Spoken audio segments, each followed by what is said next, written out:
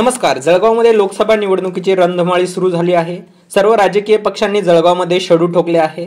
भाजपचे विद्यमान खासदार उन्मेष पाटील यांचा पत्ता कापून स्मिता वाघ यांना उमेदवारी दिली आहे. त्यानंतर उन्मेष पाटील यांनी ठाकरे गटात प्रवेश करून त्यांचे सहकारी करण पवार यांना लोकसभेचं तिकीट मिळवून दिला.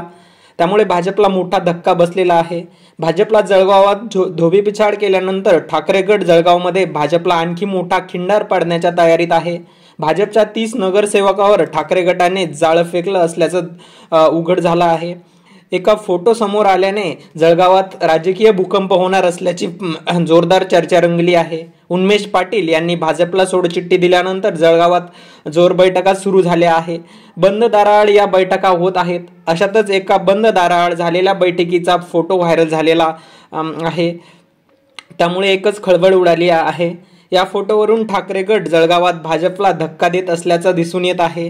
भाजपचे विद्यमान खासदार पक्षात घेतल्यानंतर आता ठाकरे गटाने महापालिकेचे भाजपचे नगरसेवक फोडण्यावर भर दिल्याचं समजतंय. त्यांनी तब्बल 30 नगरसेवक फोडण्याची खेळी जळगावमध्ये खेळली आहे. त्यामुळे भाजपला मोठा धक्का बसणार आहे. लोकसभा निवडणूक होण्याआधी भाजपला हा मोठा धक्का बसणार आहे. त्यामुळे तुम्हाला काय वाटतं? 30 नगरसेवक फुटल्याने येत्या जळगाव लोकसभा निवडणुकीत स्मिता वाघ यांना फटका बसेल का? ते आपल्या प्रतिक्रिया देऊन कळवा.